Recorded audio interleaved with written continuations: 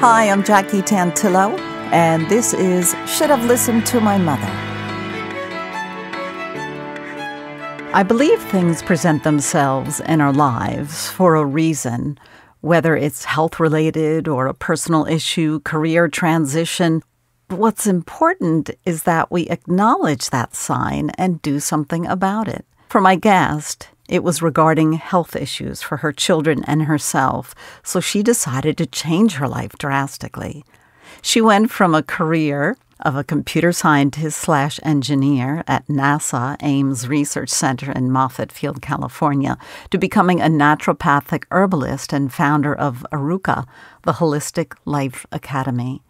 My guest's faith is very important to her personally and for her healing art business, and she believes in treating mind, body, and spirit.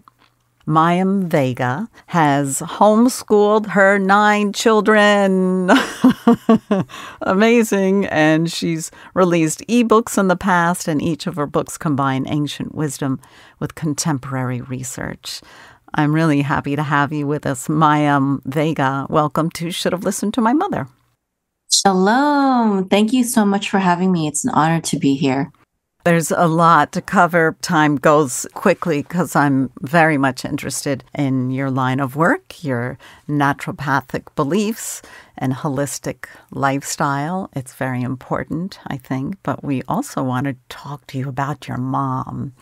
Now, you were born in the Philippines, correct?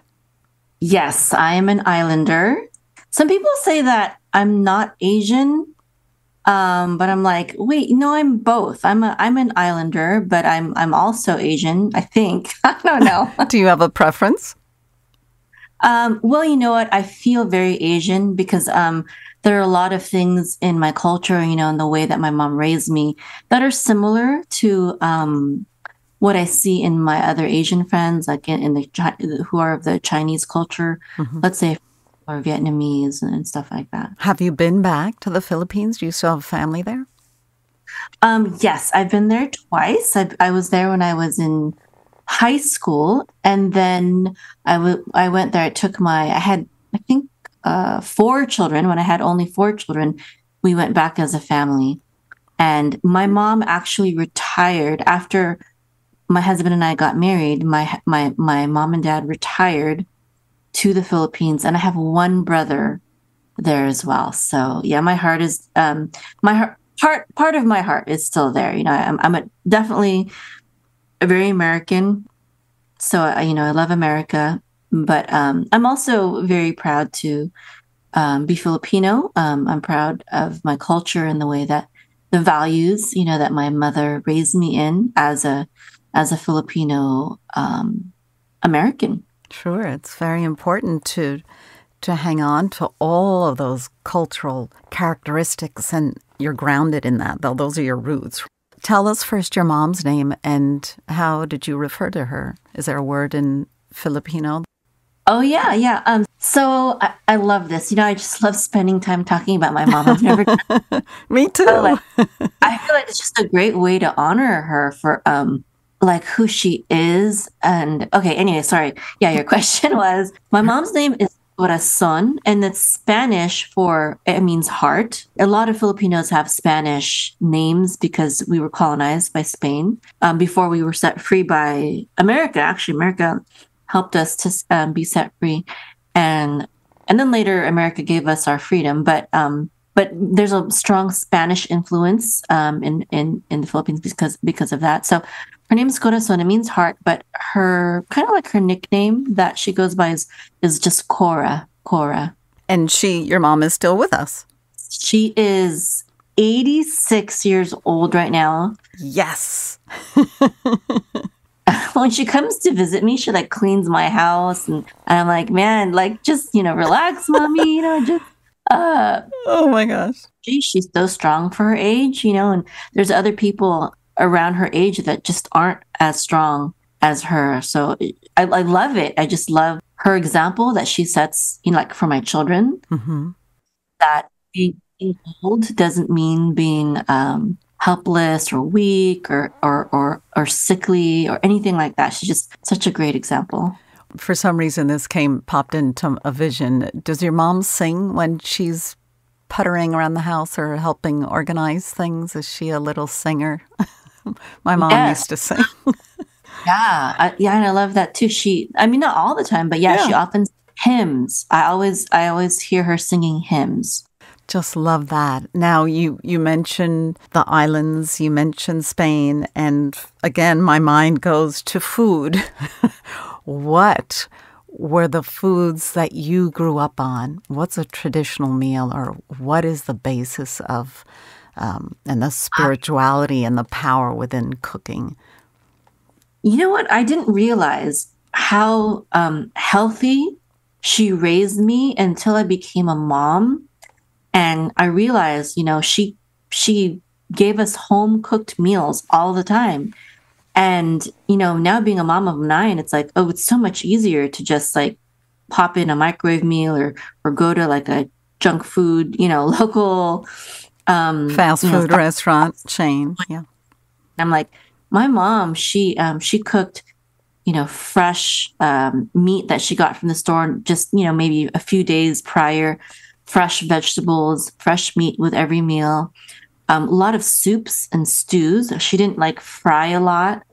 It was just so very healthy, and we didn't eat a lot of sweets. If we ate any sweets, it was because my dad wanted it. He's the one who's sweet tooth. But my mom, she just cooked really good food, and I never felt deprived. I always felt like my mom cooks awesome. Like, I remember we would go to the store, we would go to the mall sometimes as a family. And when you're out and about, you get hungry. It's just more convenient to eat out. But I always remember like we would order something, but it wouldn't be a lot. It would be like just a little something, like a little pizza or maybe a sandwich, and maybe split it and something. And then we would go back home and she would give us like the real meal, the home cooked meal. So we'd only eat a little bit to like hold us over. So these are the memories that I felt like I didn't appreciate what she was doing, but now I'm like, wow, it was really good. She taught me without teaching me, just by her example, how to eat healthy, Yeah. Was your maternal grandmother present in your life at all? I mean, I know you came to the States at a young age. Well, she died very young, but she was actually very old when she died. So my mom had me when she was about 40 years old. And so she menopaused shortly afterwards. I heard that Filipinos, that they menopause earlier than, Americans anyways. And so my grandmother, her mom, she lived to almost being a centenarian, almost 100 years old. And it was funny because she smoked cigarettes. And she drank and she... No, I don't know about the drinking part. It's amazing. People that smoke and drink and do all this wild stuff, they live to almost 100 years old. Back then, and my dad used to say like, because he smoked, and we're like, Daddy, you need to stop smoking. You might get lung cancer. He's like, your grandma, she smoked and she was almost dead. But you know what? She lived in a time where tobacco was just pure tobacco, and it didn't have a lot of chemicals and toxins like they add to the tobacco we have today. These corporations making our cigarettes today, they are adding chemicals to make them more addictive, which are toxic. Yeah, I agree with that. And then like Native Americans would also smoke tobacco, but it they weren't getting lung cancer the way we are. And it's partly because even the tobacco was pure, but the food was pure. They had less junk food. They had a cleaner environment, air, water. There wasn't cars and smog, and life was simpler, not as much stress. So Sure. She may have smoked, but all these other things helped to balance her life so that she could still be healthy, even though she enjoyed maybe a cigarette a day. Sure. How many siblings do you have? I have 2 brothers, and they are 15 and 16 years older than me. Sorry. They're 15 and 16 years older than me. So it's kind of like I had 3 fathers, actually. And I remember sometimes my mom would, if I got my mom mad, she'd be like, you better behave or else I'm going to tell your brother on you. Oh, it wasn't your father. It was one of your brothers. It was my brother, yeah. Were they very protective of you?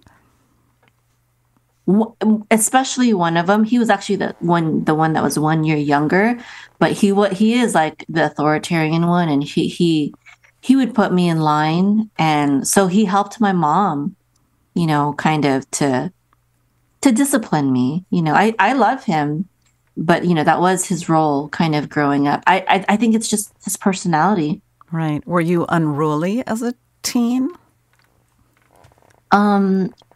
I was. Yes, I was. Oh, I love it. And what about your children? I don't know the age range because I know there's way too many of them. What is just the age range of your 9 kids, so I have an idea?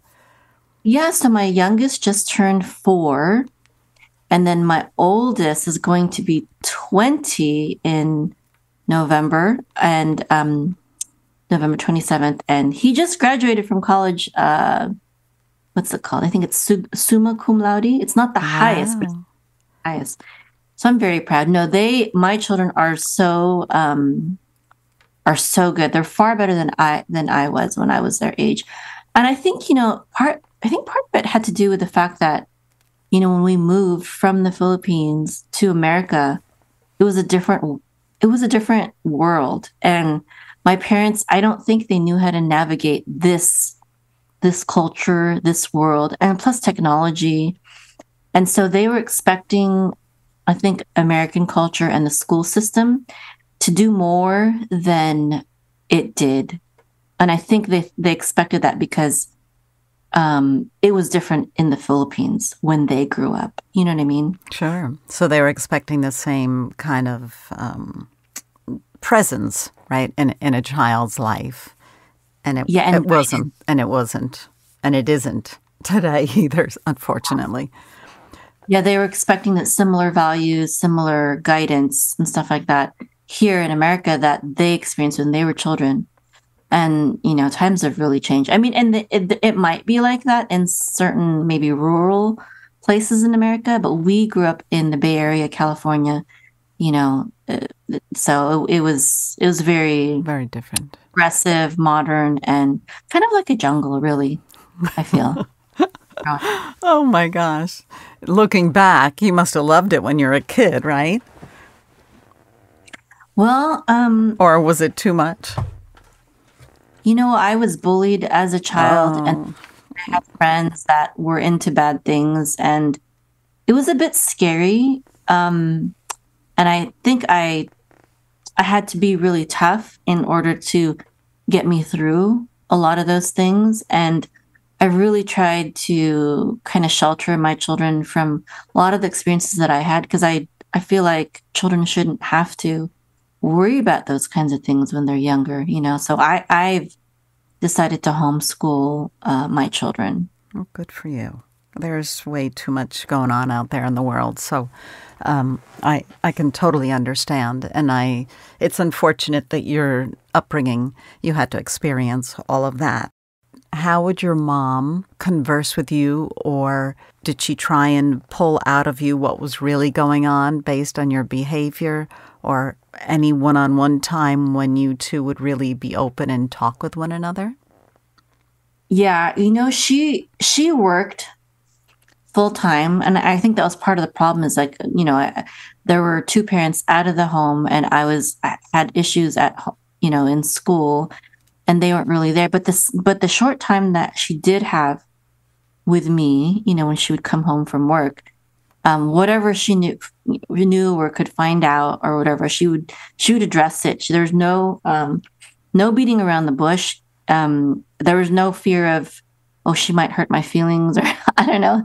There was none of that. She was like, I heard you did this, and this needs to stop. And even if sometimes it wouldn't even be something bad, it would just be something that she didn't personally like. She'd be like, I don't like that. Like, you need to stop doing that. And you know what? I appreciate that. And my mother and I were very close. I feel like we can talk about anything. She can tell me anything, and I can tell her anything. And that was another thing too, is that I could tell her anything. She didn't get mad about me having opinions, But she did let me know that, it was her way, because she was the mother and I was the child. And I think she had to be strict because she couldn't always be there for me. Right. She was working. Yeah. So that the little time that she could be there, she had to just really just be direct and honest and tell me what she wanted me to do and or not. And sometimes I wouldn't follow what she said, but you know what? With her strictness and her directness, I never felt like she didn't love me. I always felt like, she's saying these things because she cares about me. She never abused me. I was spanked, but I didn't feel like it was abuse. I felt like it was like as a wake up call, sometimes. And she was also a lot of fun. She would laugh. We would watch shows and, movies together and go shopping together and, just do a lot of fun things together. So kind of like girlfriends hanging out. Yeah. So she couldn't be there a lot, but I felt like she was there as much as she could. And because of that, I feel like she did pass on a lot of her values, which were good values. And even though I didn't listen to them right away, when I grew oh, up. God. Most of us didn't, unfortunately. But it's okay because when I grew up, I'm like, yeah, she was right. Yeah, she was right. Yeah. What did she do for work? So in the Philippines, she was a teacher. And then here in America, she was mostly in electronics. I think she inspected parts through a microscope. I don't know much about that. Wow. I don't know much else about that. I just know that she did something in electronics with a microscope. Wow. And your dad was also working when you were younger as a child. Yeah, he was an architectural engineer for the naval base in the Philippines. And then when he came here, I think he was a welder and a sheet metal worker. That's what he did. Both hardworking parents, for sure.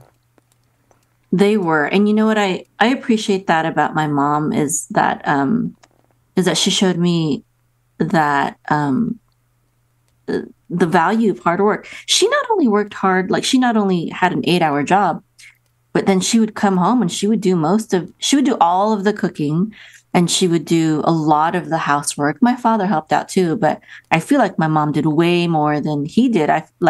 She would be watching her, soap operas, for example, while she was doing laundry or while she was cooking something on the stove. Whereas my father, when he was on his, playing solitaire or something, that's all he was doing. She was always multitasking and doing some kind of task at the same time. And sometimes I felt like, I felt like it's not fair, but oh, well, whatever. Women are really good at multitasking. That's all. Women do it all the time, right? They juggle a baby on one hip and they're cooking something else, or they're on the phone answering business. You know what I mean? It's just some people are better at it than others. That's true. It might have been just because she was capable of it and my father just couldn't multitask that good. I think that's true. Not to say that fathers are not good at multitasking as well. It's just my husband makes fun of me because I have the dishwasher open and I'm over doing something else in another cabinet and then this cabinet's open. He's like, "What are you doing?" I'm like, "Don't worry about it. It's all under control." I'm working here. I think women multitask more out of necessity, though. It's not because we want to do it, or maybe we're not even better at it, but especially when we have children, we have to, right? Right, we have to. Tell us, please, the role of faith in your childhood and with your parents. Was there a significant effort to keep that a part of your life? Yes. So my father was he was very studied in the Bible, and he would give talks and stuff like that. And my mother, she wasn't that, she couldn't answer a bunch of Bible questions, but she was the one that I remembered I would always see praying, always see singing, like we were talking about earlier. And I feel like she also had a lot of just faith in God. I actually left my parents' religion when I was in college. And, we still believed in the same God, but it was just a different way of understanding things. And my father was very upset, but my mom was like, well, you know what? And I had met my husband through my new faith. And she's like, well, maybe God, wanted you to go this way so that you could meet your husband, Ruben. And I was like, wow, thanks, Mom, for supporting me. She didn't agree with, my new religion or anything like that, but she was like, she saw the bigger picture. She was like, God is here. He's working. And I remember I had a major health issue also in college, and I wasn't really like I was taking some medication, but I felt like I wasn't really getting much help from it. And then and then I felt like God was telling me, and this is a very personal story, but I felt like God was telling me that I need to trust in Him for healing, and that my healing wasn't going to be found in the medication, which I wasn't finding it in it anyways. I was still feeling bad, even though I was taking the medication. And when I told my mom, my prayer and what I felt God was saying, she was just like, well, then stop taking the medication and follow God. And I'm like, wow, that's crazy. Very progressive. Yeah. Yeah. Like I was shocked that she said that. She just had so much faith in God and in me, and I just love that about her, that she, even when she didn't fully understand like the things that I did, she was like, I think God is still here. I think God is still with you, even though I can't necessarily go with you. I don't understand. And so I really love that about her. And I owe a lot of my faith in God to her, and just trusting that, God is with me, and He loves me, and He's taking care of me.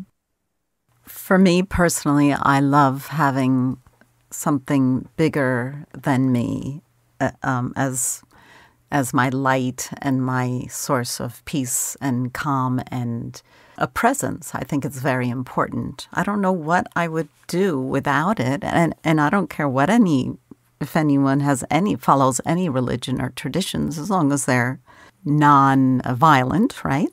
I don't know what I would do without my spirituality or my religion. I can understand where your mom is coming from, because we grew up with a mom. She would go to Mass every morning, and we would go to Mass with her and then run to parochial school. So there's lots of amazing stories and the power that's out there. If it brings someone tranquility and calmness and optimism, I'm all for it. I think it's very, very important. Is your mom petite? I'm trying to visualize what she looks like. Yeah, she's a little bit taller than me. I'm 5'1", she's 5'2", but yeah, she is petite. She is she's short and she's slim. I used to be skinnier than her, but now she's skinnier than me. She was always the skinny, but now I think she's like a size maybe 2. And I don't think she was that when I was growing up, but she's strong. She's healthy and strong. She is like my daughter, and I was size 2 too. We're all very little people. Mm-hmm. Now that I weaned my last baby, I dropped to size 4. Maybe I'll drop to size 2 one day again. Whatever works for you, whatever you feel comfortable with and you're happy with yourself, right? A number size doesn't matter as long as you're happy. And that you got a lot. You have a lot of kids you have a lot of physical activity to be a part of. So as long as you're healthy, that's, I think, is the most important thing. Which brings me to your business. And you had a big life awakening, and you decided to go in the holistic direction, and I applaud that. So tell us about Aruka, if you can, in our remaining time together. Oh, sure, yes. And so as it relates to my mother, I just feel like, after learning all about holistic health and healing, I realized that a lot of the things, that I learned, she didn't study it, but she knew it. And whereas me, I didn't realize that I didn't know these things as intuitively as her. And I really just have this passion of helping everyone like connect back to nature, to creation, and back to our ancestral roots where, our ancestors didn't study holistic health and healing. They just lived it. It was just part of their everyday lives. But because there's so much, because times are so different today, and we have all these so-called modern advancements, but oftentimes they're things that make us sick, like the toxins in our food, in our air, in our water, in our medicines, in our mindsets, in the media that we consume, in the relationships that we have. And like you were saying, our lack of faith and connection with the divine, all these things constitute holistic health and healing. It's all about mind, body, and spirit. You can't divorce the spirit from it, and you can't divorce the mental part of it, and you also can't divorce the relationship part of it, like the stress caused by bad relationships, toxic relationships, whether it be with spouses or with, in your workplace, or maybe with a child. It's all part of our health and well-being. And so this is what we teach at the Aruka Holistic Life Academy. We have a holistic healer certification program. And, of course, we teach the body in terms of naturopathic herbalism.